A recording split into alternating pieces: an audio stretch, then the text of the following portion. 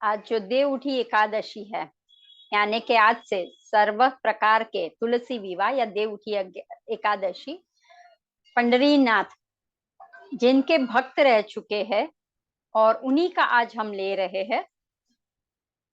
देखिए, हम हमेशा लास्ट कई वक्त से हम बोलते हैं कि आपको साधना करनी हो, भक्ति करनी हो, सेवा करनी हो, तो उसके लिए कोई स्पेसिफिक धर्म, जाति या फिर बड़ा छोटा, अमीर गरीब, वो कोई काम नहीं है। केवल अगर आप छोटी जाति के हो, लेकिन अगर मन में आपके भाव रहता है या मन में क्लियर रहता है कि यही सच है, मैं मेरे भीतर में रहना चाहता हूँ, ये जो संसार में हो रहा है वो तो मिथ्या है, तो ऐसे ही हम आज जिनकी बात करने जा रहे हैं वो है संत तुकाराम। अब संत तुकाराम ने ही पंढरपुर यानी विठल को उन्होंने ही बहुत सारा प्रचलित किया और उनकी सादगी भरी जिंदगी मेन था। विठल मेरे भीतर में है तो मुझे कहीं जाने की जरूरत नहीं है, न मुझे धन दौलत चाहिए, न मुझे ऐशो आराम चाहिए, न मुझे कोई भी तरह की तकलीफ भी हो रही है तो वो विठल समझ जाएगा, मुझे इसकी जरूरत नहीं है। तो तुकाराम जी का जन्म देहू, पुणे के पास एक गांव है देहू, वहां पे हुआ था। वो 400 बरस पुराना उस जगह पे उन्होंने ऑलमोस्ट 60 साल तक अपना जीवन को निर्वाह किया। और ये जो गांव था उसमें वो बहुत ही, बोलते हैं ना कि कभी कभी जैसे हम वर्ण को एक्सप्लेन करते हैं, कभी कभी धर्म को बोलते हैं, तो ये जो इनका धर्म था, उनका जो था वो बहुत ही अछूत में गिना जाता था, तो वैसे कुल में उनका जन्म हुआ था।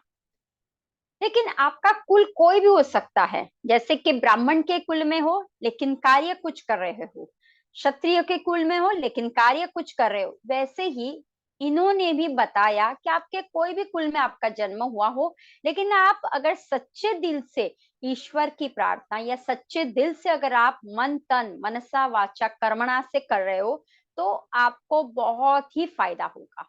यानी कि हम शरीर के लिए जो बार बार सोचते रहते हैं, हम सोचते हैं मुझे कितना धन मिले तो मेरे लिए अच्छा है, मुझे यह शान और शौकत मिल जाए। तो बहुत से अछूत गांव में थे और उसमें बहुत छोटी उम्र में उनकी शादी हो गई थी, लेकिन आ, दुष्काल हुआ और उनके पास पैसे बिल्कुल नहीं थे। ऐसे में उनकी पत्नी और उनके बेटे का अवसान हो जाता है। वो बहुत अकेले हो जाते हैं और वो बोलते कि अब कुछ है ही नहीं, तो मैं क्या करूं। तो एक वहां पे पहाड़ी थी, वहां पे जाके सिर्फ हरि का नाम, विठल विठल हरि का नाम लेते लेते वो वहीं पे रह रहे थे, न खाने की चिंता, क्योंकि अब टेंशन ही नहीं, पत्नी नहीं, बेटा नहीं, तो किस तरह की चिंता, न घर जाना न कुछ करना। तो वो सिर्फ पहाड़ी में रह के ईश्वर का नाम भजन करते रहे थे, करते रहे थे। अब इतना सारा कि उनको पता ही नहीं चला कि कितने वक्त बीत गया, 1 दिन 2 दिन 3 दिन पता ही नहीं चला, बस नाम स्मरण के पीछे।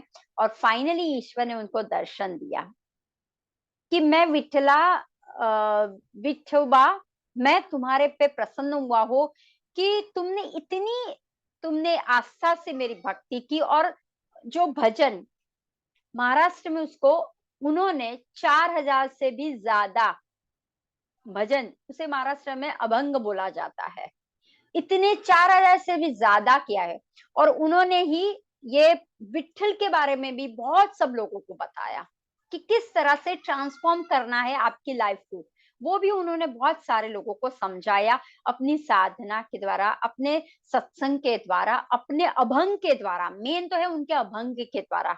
आज भी अगर आप जाओगे या कहीं लिखोगे तो अभंग तो मेन आएगा, संत तुकाराम, तुकाराम जी का अभंग आएगा। और बहुत से अभंग बहुत ही जबरदस्त है कि वो ऐसी वाणी बोलते हैं अभंग में कि हमें लगता है कि ये भजन नहीं, रियलिटी में कुछ बोल रहा है और हमें समझाने की कोशिश कर रहा है। क्योंकि जब दिल से निकलता है ना, तो वो वाणी भी एक कटार की तरह काम करती है। तो उस तरह से अभंग उन्होंने दुनिया को दिखाने के लिए कि जो हम अंधकार में बैठे हुए हैं, जैसे आज हम दीप जला रहे हैं, लेकिन बाहर दीप हमने जलाया, तुलसी माँ के सामने जलाया, या आज हमने सेलिब्रेट किया कि हाँ चलो आज विष्णु भगवान उठ गए, आज से अच्छे कार्य। लेकिन उन्होंने बताया कि जो हम एकादशी कर रहे हैं, हम जो भी भगवान के पीछे भाग रहे, लेकिन कैसे भगवान के पीछे भागना है वो भी उन्होंने बहुत अच्छी तरह से अभंग के द्वारा बताया। लेकिन उनका देखो नसीब, उनको वापस शादी करनी पड़ी, संसार में वापस आना पड़ा। अब जो दूसरी बार शादी की, तो वो जो औरत थी, उनकी जो पत्नी थी, वो बहुत ही खड़ूस जैसी थी और उनके साथ कभी अच्छी तरह से व्यवहार नहीं करती थी, मार झूठ जैसा रहता था, सब कुछ रहता था, बोला चाली रहता था, बहुत गालियां और बहुत सब कुछ चल रहा था। लेकिन वो कभी भी उनके सामने नहीं बोलते थे, चुपचाप अपना कार्य करते थे, वो जिस तरह से वो बोलती थी वैसा ही कार्य करते, उल्टा धन्यवाद देते थे। एक बार घर पे अन्न नहीं था। अब घर पे अन्न नहीं था तो बोला जाओ, आप तो कुछ करते तो नहीं हो, लेकिन किसी के पास से अन्न तो लेके आओ तो हम कुछ खा सके। आप तो सिर्फ ये टोली में बैठे रहते हो और अभंग लिखते रहते हो, ये करते रहते हो। तो बोला ठीक है, विठल विठल करके वो निकलता है।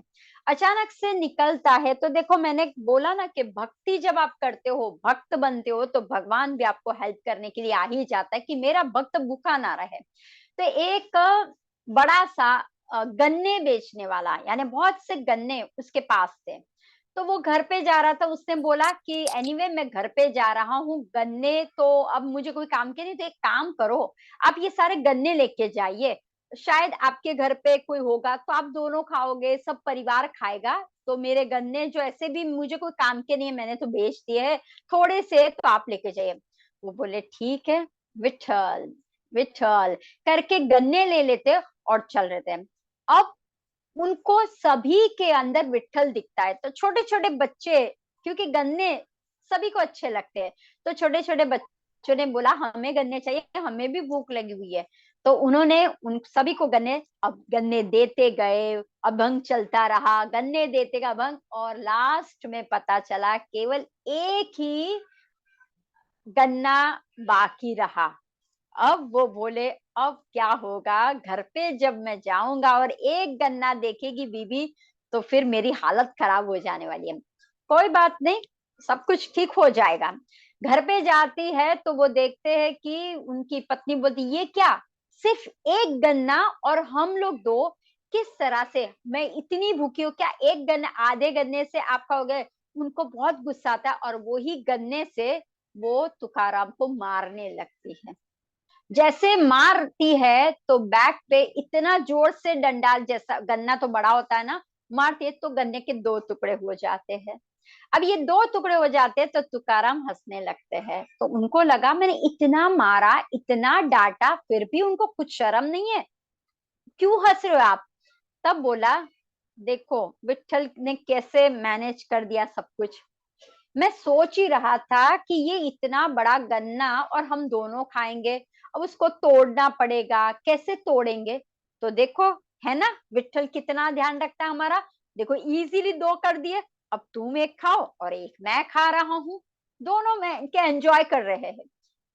तो कहने का ये है कि सुख हो या दुख हो, उसमें वो सिर्फ केवल क्योंकि उनके अंतःकरण में, कण कण में विठल बसा था। तो वो कभी ऐसा नहीं बोलते थे कि एक तो मैं लाया और क्या। अभी अगर हम होते तो उल्टा रिप्लाई करते कि इतना मैं भी तो थक गया हूँ और मुझे ही मार रही है, मैं भी दो लपाटे मारता हूँ। लेकिन उनको बस ऐसा ही था कि ये जो हो रहा है वो भी करने वाला विठल ही है, दूसरा कोई नहीं है। तो वो अच्छी तरह से संभाल लेता है पत्नी को, और इस तरह से कटाक्ष भी नहीं, और इस तरह से कर लेता है।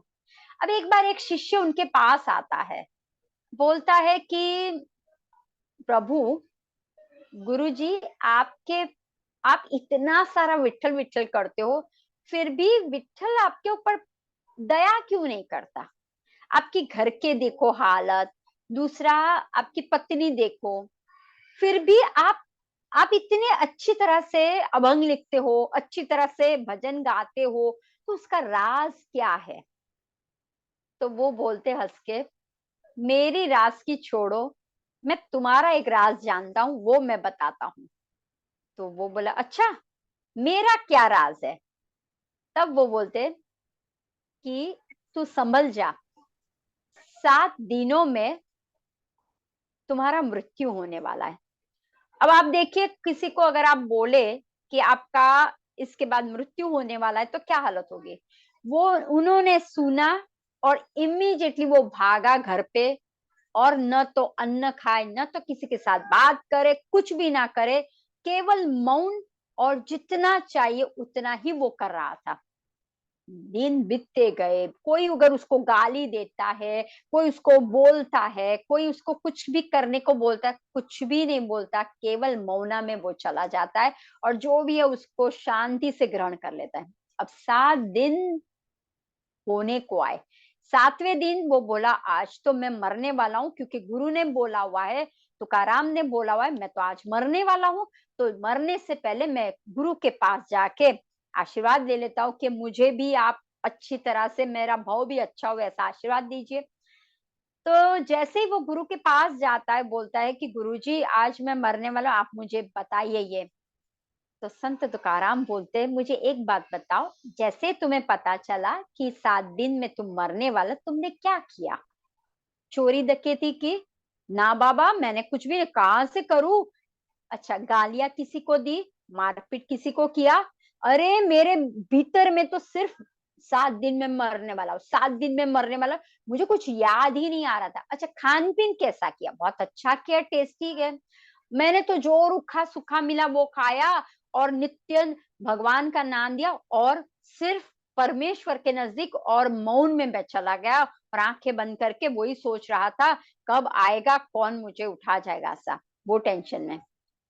तो तुकाराम जी ने बहुत अच्छी तरह से, तू मुझे राज पूछ रहा था ना, कि आपका राज क्या है? यही है, मैं रोज ये सोचता हूँ कि मैं इस दुनिया में नहीं हूँ, मैं जा रहा हूँ। तो मुझे किसी की आसक्ति नहीं है, मुझे कुछ डर नहीं है, क्योंकि मैं तो हमेशा सोचता ही हूँ। जब इंसान को एक डर लगता है, मरने की बात आती है या ऐसा कुछ दिखता है, तो बोलते हाय, ना ना ऐसा मत बोलो, शुभ शुभ बोलो। क्यों? क्योंकि इंसान मौत से डरता है, आत्मा की बात होती है तो इंसान डरने लगता है। मत करो ऐसी बात, मौत की बात मत करो। तो वो बोल रहा है, मैं तो 2 हाथ से गले लगा रहा हूँ, रोज मौत को गले लगा रहा हूँ, तो मुझे कोई इच्छा ही नहीं है। तो जिस व्यक्ति को इच्छा ही नहीं है, जिसका जीवन ही ईश्वर के हो गया है, उसको क्या चाहिए? उसकी पत्नी क्या करे, बाहर के लोग क्या बोले, घर पे क्या है, खाना मिल रहा है कि नहीं मिल रहा, ये तो सब कुछ शरीर के लिए हो रहा है। मैं तो भीतर से कनेक्ट हो गया ईश्वर पे, और मैं तो चला गया हूँ, तो मुझे क्या आसक्ति रहेगी? तब वो बोल रहा है, इसका मतलब मैं नहीं मरा है? नहीं, ये मैंने तुम्हें सबक सिखाने के लिए, कि दूसरों को हम बहुत पूछते हैं, हाय आपके घर पे ऐसा हुआ है, कैसे आप करते होंगे, वो आप कैसे किस तरह से कार्य करते हो, वो आपके घर पे ये है, अपना देखो। तो वो बोले कि मेरे लिए तो सब कुछ विठल है, तो फिर मुझे क्यों चिंता करने की जरूरत है? और मैं तो रोज पल पल सोचता हूँ कि मैं आज जाने वाला हूँ, हर रोज मेरी मौत का मैं वेलकम करता हूँ, मैं कभी नहीं डरता। मैं रोज बोलता हूँ कि मैं आज मरने वाला हूँ, आज मैं मरने वाला हूँ। जब आप मौत को वेलकम करते हो ना, डरते नहीं हो, तो आपको किसी के बारे में कोई भी, एक जो बोलते हैं ना, हमें जो क्यूरियसिटी होती है, या हमें जो लोभ होता है, हमें जो एक लेने की ये रहती है, वो कुछ भी नहीं रहेगी। जो हमें आसक्ति रहती है ना, ये तो मुझे चाहिए, टेस्टी फूड तो चाहिए, घर में ये चाहिए वो चाहिए, वो कुछ नहीं रहता। अब धीरे धीरे वहां के राजा, महाराज महाराज शिवाजी को बात पता चलती कि संत तुकाराम कोई है, और वो बहुत बड़ा ज्ञानी है, लेकिन थोड़े से दिक्कत के कारण उसके घर पे बीवी और बच्चे मर गए। तो एक काम करो कि आप सेना को बोलते आप धन उसके पास लेके जाओ। लेकिन तुकाराम पहले से ही कहता है कि मैं क्या करूंगा इस धन का, मुझे धन लूंगा तो मैं मुंह में फंस जाऊंगा। तो जब वो सिपाही बोलते हैं अरे महाराज ने इतना बड़ा दिया हुआ है सोना मोहर कि तुम्हारी पूरी जिंदगी तुम अच्छी तरह से निभा सकोगे और अपने घर को भी अच्छी तरह से, वो बोले किसको चाहिए, मैं तो विट्ठल के पीछे हूँ और विट्ठल है ना देखने वाला, तो फिर मुझे क्या जरूरत है। आप महाराज को बोलिए जब प्रभु ने मेरी और प्रभु की एक डोर बंध गई है तो उसमें आपको आने की जरूरत नहीं है। ये धन आपके लिए सही है, प्रजा को दे दो या जिनको जरूरत है, लेकिन मुझे कोई जरूरत नहीं है। तो जब वो धन लौटाते हैं और राजा को, जब शिवाजी को ये बात पता चलती है, तब वो बहुत खुश हो जाए कि ऐसा इंसान, लोग धन के पीछे भागते हैं, अरे वाह मुझे धन मिला, अच्छी बात है, एक्स्ट्रा मिला, वाह बहुत बड़ी बात है, लेकिन ये इंसान ऐसा बोल रहा है तो उसके मुझे जाना ही पड़ेगा। शिवाजी आते हैं तुकाराम को मिलने के लिए और पांव छू लेते बोलते आप मेरे गुरु बन जाइए क्योंकि आपके अंदर ऐसा है। तब तुकाराम बोलते हैं राजन, मैं तुम्हारा गुरु नहीं है, तुम्हारा गुरु तो समर्थ रामदास जो नासिक में अभी है, तू वहां पे जा और उनके पास शिक्षा ले, वो तुम्हारे गुरु है। यानी ज्ञानेश्वर के भी शिष्य के शिष्य के शिष्य वो है, तो तू उनके पास जा और फिर ले शिक्षा।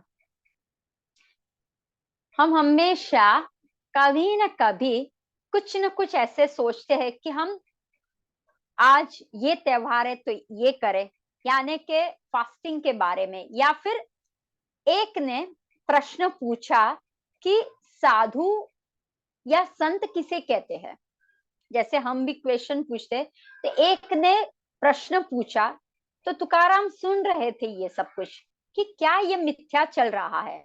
तो किसी ने बोला साधु का मतलब है जो केसरी रंग के यानी वस्त्र पहनता है वो साधु है, जो दाढ़ी और जटा ऐसा रखता है वो साधु है, जो गुफा में रहता है वो साधु है, और जो ब्रह्मचारी है वो साधु है। तो तुकाराम ने बहुत कटाक्ष में बोला साधु का मतलब केसरिया पहनना साधु का मतलब, वो तो श्वान भी, आपने कुत्ते को देखा हुआ है, उसका कलर कौन सा है, ब्राउनिश ऑरेंजिश जैसा है, राइट, वो तो कुत्ता भी है, तो क्या आप कुत्ते को गुरु मानोगे।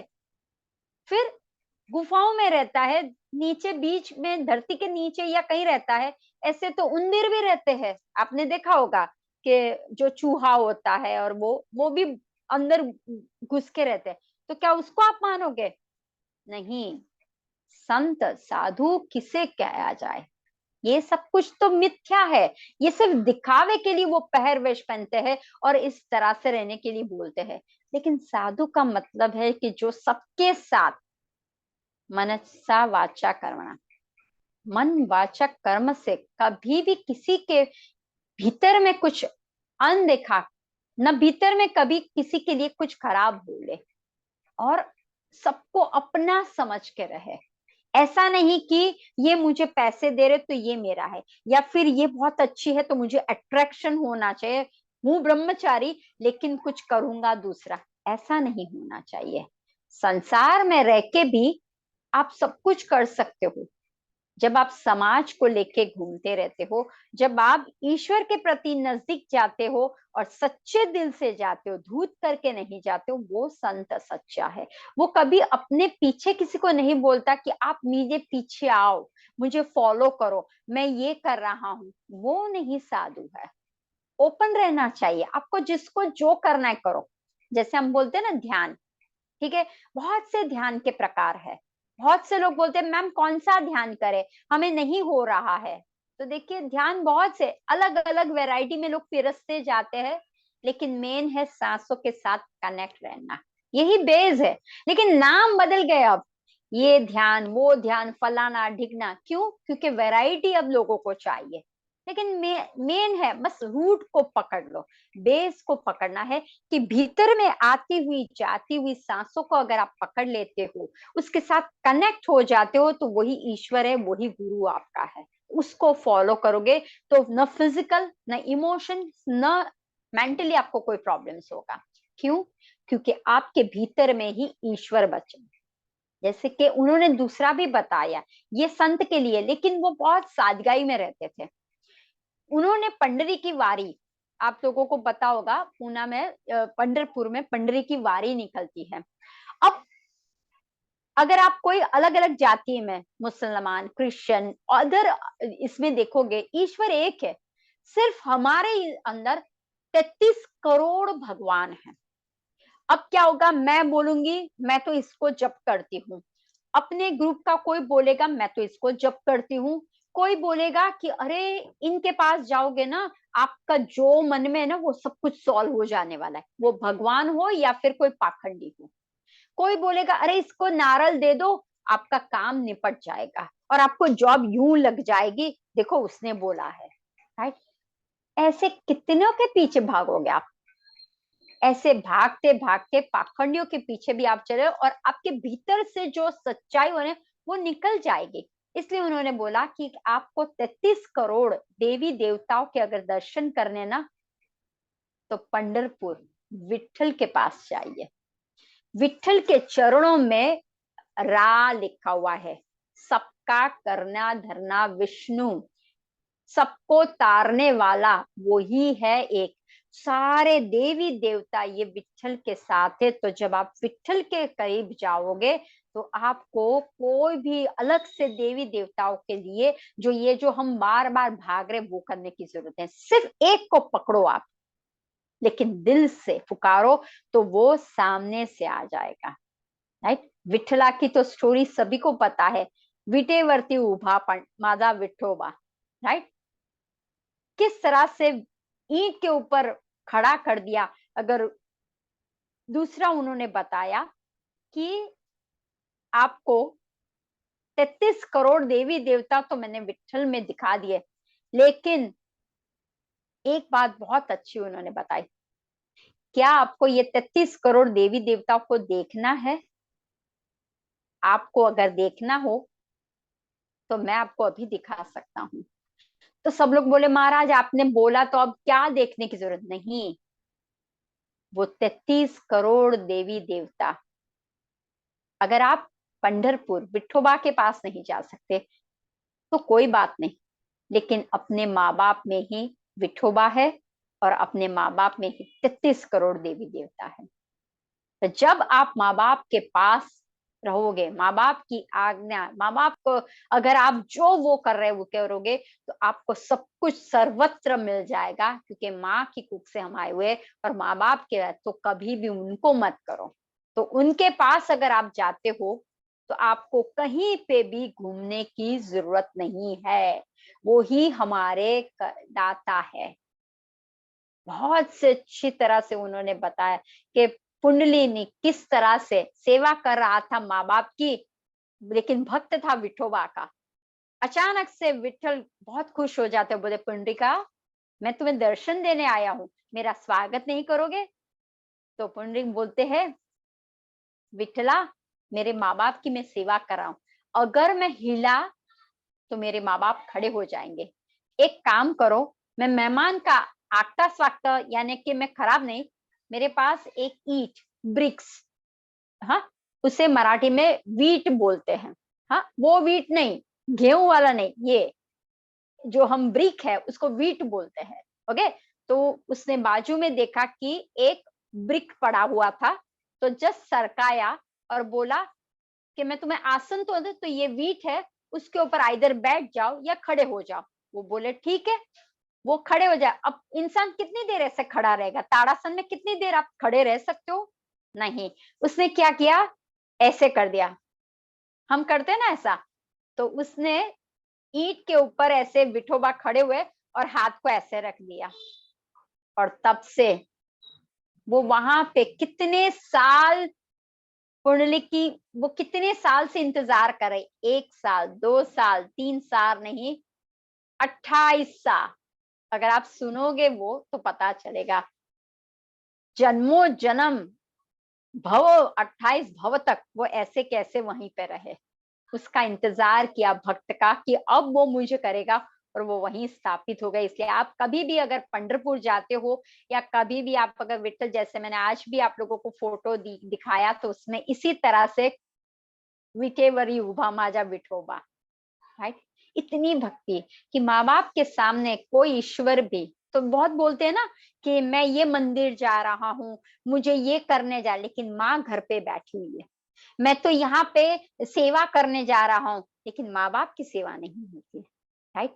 तो वो बोलता है, ये अपने अभंग में लिखता है, ऐसे लोग कुछ काम के नहीं है, ईश्वर भी उनके पास नहीं ये करता है, ये सिर्फ मिथ्या है। यानी उन्होंने अभंग में बहुत सारे कटाक्ष में भी लिखा हुआ है कि ये सब कुछ आप मत करो। आपको अगर सेवा करनी है, आपको अगर भक्ति करनी है, अपने माँ बाप के पास रहिए। आपको सच में करना है तो एक के पास चले जाइए, वो ही आपका करने और देने वाला है। तो इस तरह से वो धीरे धीरे आगे आगे बढ़ते जाते और समाज को कुछ न कुछ देते जाते हैं। कहीं ना कहीं वे से वो भी हमें समझाने की कोशिश कर रहे हैं कि हम जाने अनजाने में बहुत से बार ऐसी छोटी छोटी बातों में नाराज हो जाते हैं, कंप्लेंट्स करते रहते हैं, या फिर कहीं ना कहीं अट्रैक्शन में चले जाते हैं, या फिर हम अपना बैलेंस को घुमा लेते हैं। क्या अच्छा है क्या बुरा है वो हम नहीं सोच सकते। कभी कभी पता भीतर से होता है, आपके मन में पहली आवाज आती है ये गलत है, लेकिन हम नहीं कर सकते। क्यों? क्योंकि हमारी कर्मेंद्रिया, बोलते हैं ना मन वाणी, हमारी इंद्रियां इतनी सारी बाहर चली गई हुई होती है कि हम उसको ही फॉलो करते रहते हैं, अपने भीतर को फॉलो नहीं करते। तो वो ही तुकाराम बोल रहे हैं कि सब कुछ थे अछूत जात के, लेकिन उन्होंने इतने सारे अभंग में लिखा कि आज भी बहुत सारे चमत्कार, तो उन्होंने बहुत सारा बताया कि न देखने के जैसा भी चमत्कार दिखाया। उनके अभंग बहुत थे। अब क्या होता है, ईर्ष्या, लोगों को ईर्ष्या होने लगी कि तुकाराम का नाम हर एक जगह पे फैलने लगा। तो एक ने क्या किया, वो भी बड़े गुरु थे, उनको गुस्सा आया, सारे उनके अभंग जो लिखे हुए थे वो सारे लेता है और नदी में भद्रा देता है। कागज कागज पे लिखते हैं ना, शाही कागज में लिखते हैं अभंग, तो वो सारे उठा के नदी में पधरा देता है। अब उनको बहुत लगता है कि मैंने इतना सारा लिखा, अब सोचिए शाही से लिखा तो पानी में जाएगा तो वो क्या होगा, निकल जाएगा। 13 दिन तक उनके जो अभंग लिखे हुए थे पानी के ऊपर वो तैर रहे थे, कागज। और लास्ट में ईश्वर ने उसको उठा और बोला, तुकाराम तुम तुम्हारे कागज को ले लो, कुछ भी नहीं हुआ है तुम्हारे कागज को। अदरवाइज आप देखो, एक छोटा सा अगर आप पेपर को पानी में डालो स्मैश हो जाएगा, कलर भी चला, सब कुछ। लेकिन इतनी श्रद्धा, इतनी आस्था, और ये सब कुछ देख के वो गुरु को भी लगा कि सच में मैं तो सिर्फ नाम का हूँ गुरु। मुझे तो अभिमान हो गया था कि मेरा बहुत सारा वर्चस्व है, मुझे धर्म का बहुत पता चलता है, मैं तो बहुत ऊंचे कुल का हूँ। लेकिन तुकाराम ने हमें बता दिया, सिर्फ आस्था तो रखिए, देखिए तो सही, फिर आप भी, बोलते हैं हम बहुत से बार डगमगा जाते हैं, तो डगमगा नहीं जाओगे। कॉन्फिडेंस रखिए अपने आप पे, विश्वास रखिए अपने आप पे। बैठा हुआ है आपके भीतर में भी बैठा हुआ है, वो आपको मदद करने के लिए आएगा। लेकिन एक विश्वास चाहिए कि आएगा जरूर, आज नहीं तो कल होगा जरूर। लेकिन हम जैसा बोएंगे वो तो हमें लेना ही पड़ेगा। फिर आप बोलोगे आपने तो बोला था मैं तो एक को ही फॉलो, मैं तो गणपति गणपति गणपति है, कुछ भी तो नहीं हुआ। ऐसा नहीं होता। जो था, जैसे तुकाराम इतने अच्छे, इतने अच्छी तरह, फिर भी देखो उनकी बीवी, दूसरी बीवी बहुत सी ये निकली, तो वो तो हंसते हंसते बोल जाते थे। जैसे एक बार गांव में वो बैठे थे मंडली लेके, तो पत्नी आती है और डांटने लगती है, कुछ पता नहीं चल रहा है, बस तुम तो यहाँ पे नटे हो, बैठे रहते हो, कुछ करते नहीं ये कर। फिर वो हंसता है और सब लोग डर जाते हैं कि अरे तुकाराम, पत्नी ने बोला कोई बात नहीं, चलो हम ये करते हैं। पत्नी को वापस गुस्सा आता है, वो क्या करती है, बाल्टी लेके उसके ऊपर पानी डाल देती, तो पूरा पानी पानी वाला हो जाता है। तो तुकाराम हंसने लगता है। तो सब लोग बोले, भाई तुकाराम क्या कर रहे हो आप, पत्नी ने आपको बाल्टी से नहला दिया और आप हंस रहे हो, कुछ हो गया क्या? तो वो बोलता है नहीं, पहले तो बीबी आई थी तो सिर्फ बरस के चली गई, यानी कि गुस्सा करके चली गई, गरज के चली गई। अब पता चला जो गरजता है वो बरसता भी है, तो उसने अब बता भी दिया, वो बरसा भी दिया। यानी कि बहुत लाइटली वे में, कि पहले गर्जना की उसने, बहुत हो किया, और फिर वही बरस के चली गई, मुझे शुद्ध करके चली गई। लो, मैं तो शुद्ध भी हो गया। तो देखिए, हम अगर होते इस जगह पे तो क्या करते? अगर हम आपको कुछ बोलते हैं तो इमीडिएटली गुस्सा आता है, "अरे मेरे को मैम कैसे बोल गई, अरे ये था ऐसे कैसे हो गया?" लेकिन वो तो बोलते हैं कि जो है वो है, राइट? एक्सेप्ट। कभी कभी हो जाता है ऐसा। तो हमें यही सीखने को मिला कि जिंदगी में बहुत सी तकलीफें आती रहेगी, बहुत से क्वेश्चंस आपके सामने आएंगे, लेकिन हमेशा उसमें से बाहर निकलने का रास्ता आपको देखना है, और अपने भीतर से ही आपको ये रास्ता दिखाई देगा। कहीं बाहर जाने की जरूरत नहीं है, ये मंदिर जाओ, ये धागा लो, ये करो, वो करो, कुछ नहीं। जब आप आंखें बंद करके रहोगे ना, तो अपने भीतर का ईश्वर आपको बताएगा। ईश्वर है, मैं ना नहीं बोलती हूँ, लेकिन वो भीतर, वो बाहर ढूंढने की कोशिश मत करिए, भीतर में ही ईश्वर है। ऐसे तो बहुत सारे हैं, अगर बोलती जाऊंगी तो यहीं पे अपना टाइम बहुत सारा चला जाएगा, और हमें ध्यान भी करना है। आज का ध्यान बहुत ही इम्पोर्टेंट है, क्योंकि आज है देव उठी एकादशी है। बस भीतर में इतने डीप इंटेंस में चले जाना है हमें, कि अंतरह से हम भी कनेक्ट हो जाए ईश्वर के साथ, हमारे परमात्मा के साथ हम भी कनेक्ट हो जाए। चलिए फिर ध्यान कर लेते हैं, आंखें संपूर्ण बंद, दोनों हाथों को, फिंगर्स को क्लैप्स कर लीजिए, चश्मे पहने हो तो निकाल दीजिए। कोई विचार नहीं, कोई सोच नहीं, केवल आती हुई और जाती हुई सांसों पे ध्यान। नॉर्मल लेकिन रिलैक्स रहना है। Connect with your soul, connect with your breath. शरीर को ढीला, कोई जकड़न नहीं, बहुत ही रिलैक्स में, पूरी तरह से अपने भीतर में आती हुई और जाती हुई सांसों की तरफ निगाहें रखिए। मन को शांत कर दीजिए। अगर मन भटक रहा हो तो उसे रिलैक्स कर दीजिए, उसके पीछे मत भागिए।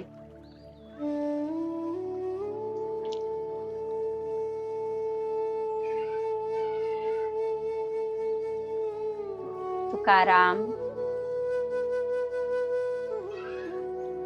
राम विठल का भक्त, अछूत जाति में जन्म, लेकिन उनका विचार, उनका संदेश, उनका विजडम, उनका नॉलेज पूरे दुनिया को सिखा के गया।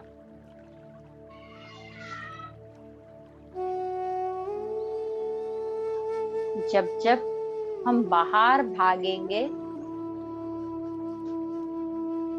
हम परेशान रहेंगे, लेकिन जैसे ही हम भीतर में आएंगे, सारी परेशानियां, सारे प्रश्न जिसका जवाब हम ढूंढ रहे थे, वो मिल जाएगा। अपने भीतर पे विश्वास रखिए।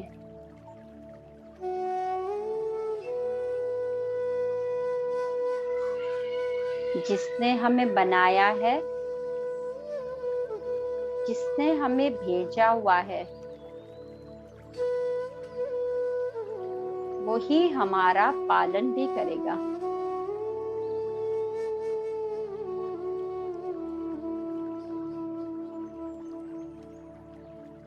जितना आप शांत रहोगे, एकाग्रता में,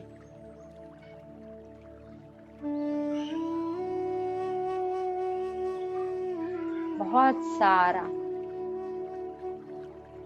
तनाव जो भरा हुआ है,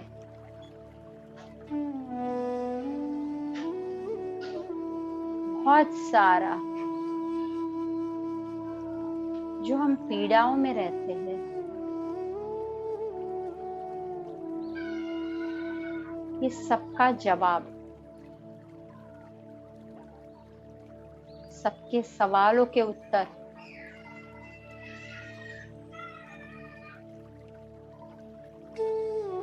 आपके भीतर से मिलेंगे।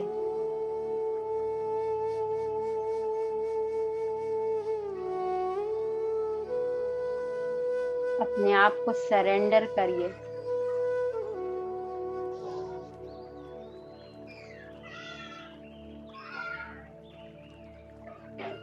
धीमी धीमी सांसें और धीमी धीमी सांसों का बाहर जाना।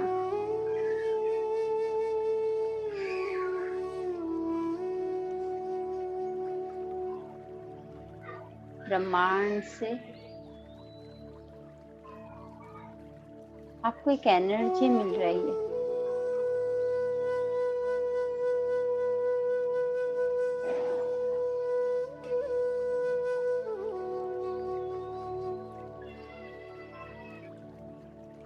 और हमें ये एनर्जी को ही स्टोर करना है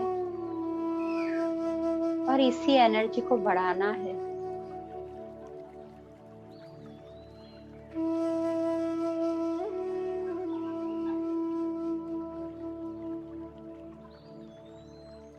जितनी आपकी एनर्जी बढ़ेगी,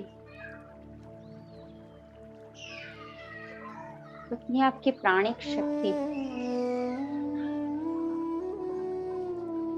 उतनी आपकी इम्यूनिटी, आपकी ताकत बढ़ती जाएगी।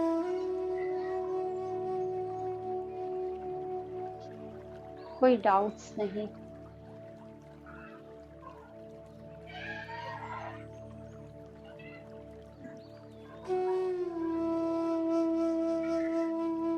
मैं ही करता हूँ और मैं ही सब कुछ देखने वाला हूँ।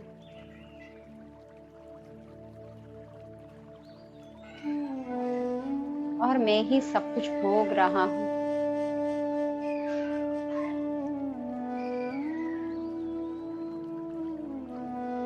अपने विचारों की तरफ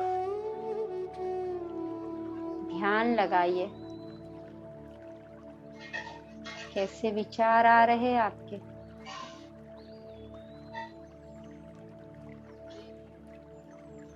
क्या ये विचार लाना जरूरी था?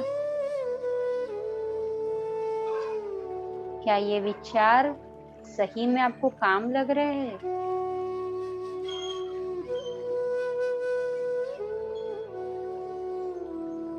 और शांति से बैठ के देखिए।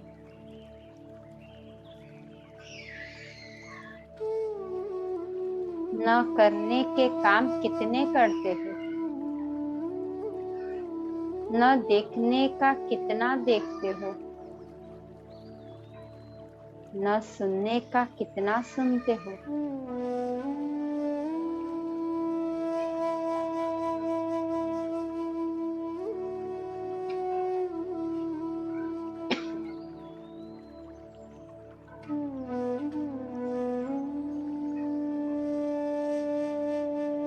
थोड़ा मौना की तरफ आंखों से, कान से, नाक से मुंह से।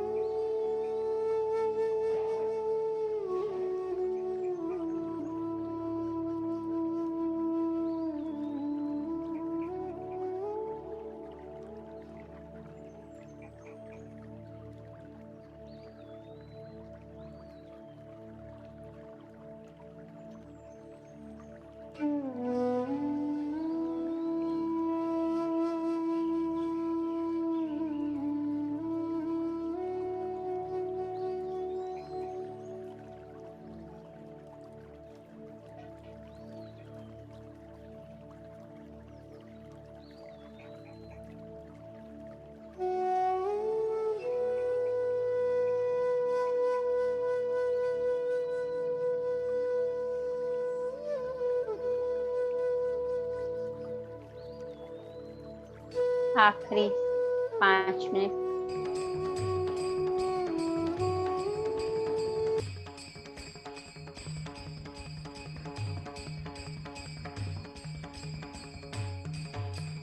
ज्ञानेश्वर माऊली ज्ञानराज माऊली तुकाराम, ज्ञानेश्वर माऊली ज्ञानराज माऊली तुकाराम, ज्ञानेश्वर माऊली ज्ञानराज माऊली तुकाराम, ज्ञानेश्वर माऊली ज्ञानराज माऊली तुकाराम। पंढरीची वारी जयाची कुळी, पंढरीची वारी जयाची कुळी, त्याची पाय धुळी लागू माझे, त्याची पाय धुळी लागू माझे, पंढरीची वारी जयाची कुळी। What science says about procrastination?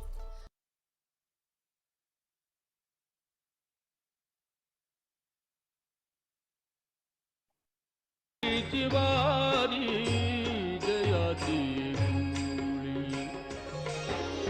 Dnyaneshwar माऊली ज्ञानराज माऊली तुकाराम, ज्ञानेश्वर माऊली ज्ञानराज माऊली तुकाराम।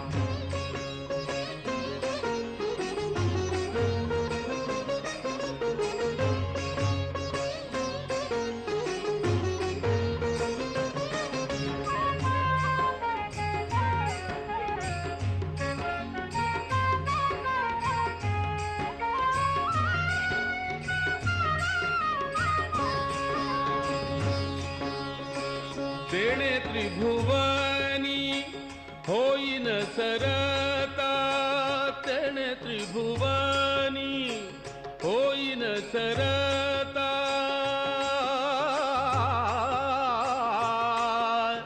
सरता होईन सरता,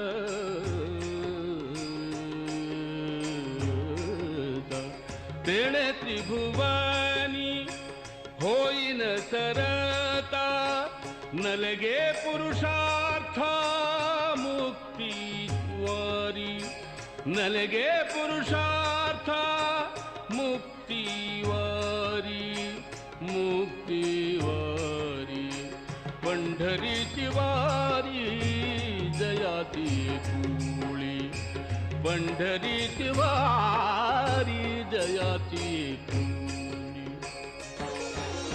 ज्ञानेश्वर माऊली ज्ञानराज माऊली तुकाराम, ज्ञानेश्वर माऊली ज्ञानराज माऊली तुकाराम।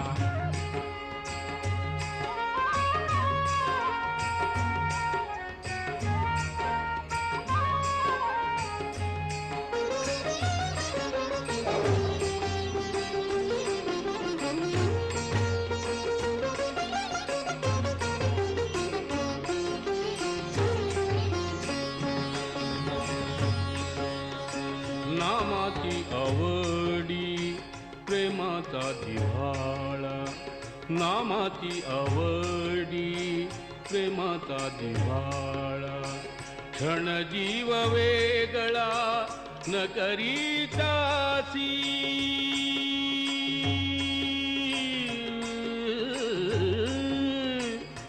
न करी त्याची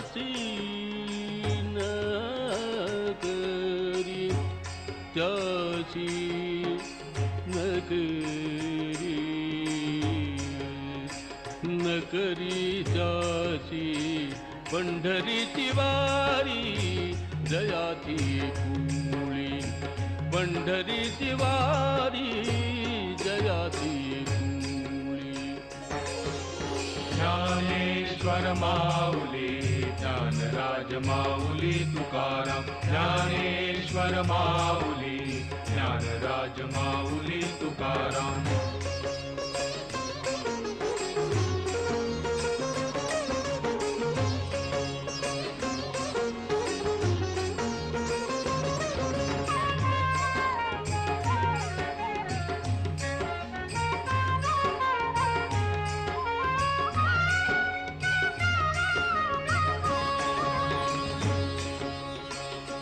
नामा म्हणे माझा सोय राजीवलग, नामा म्हणे माझा सोय राजीवलग, नामा नामा नामा नामा नामा म्हणे माझा सोय राजीवलग, नामा म्हणे माझा सोदरा जीवलग, नामा म्हणे माझा सोय राजीवलग, सदा पांडुरंग तया जवळी, सदा पांडुरंग तया जवळी, तया जवळी, पंढरीची वारी जयाची कुळी, पंढरीची वारी जयाची कुळी, त्याची पाय धुळी लागू मज, त्याची पाय धुळी लागो मज, पंढरीची वारी जयाची कुळी, पंढरीची वारी जयाची कुळी. ज्ञानेश्वर माऊली ज्ञानराज माऊली तुकाराम, ज्ञानेश्वर माऊली ज्ञानराज माऊली तुकाराम.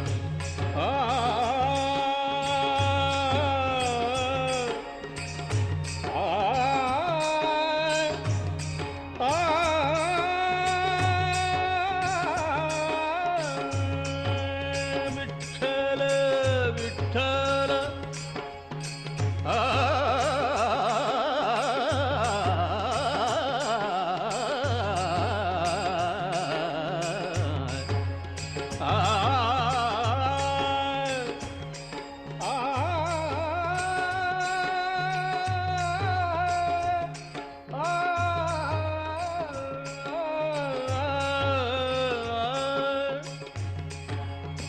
पंढरीची वारी जयाची कुळी, पंढरीची वारी जयाची कुळी, पंढरीची वारी जयाची कुळी.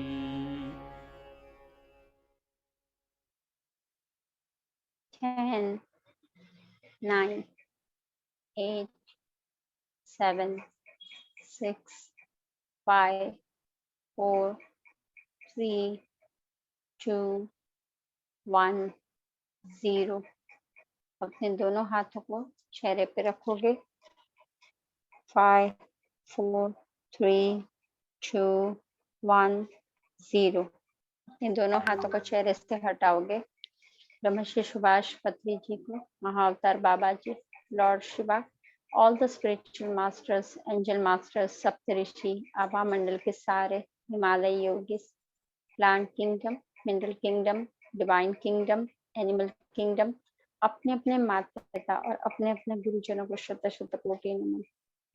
आज हमारे साथ संत तुकाराम जी ने जो विजडम दिया उनको भी शत शत कोटि नमन. आप सभी ने जो ग्रुप ध्यान किया, आप सभी का धन्यवाद, शुक्रिया. प्यारी से मुस्कान के साथ धीरे से आंखें खोलते हैं.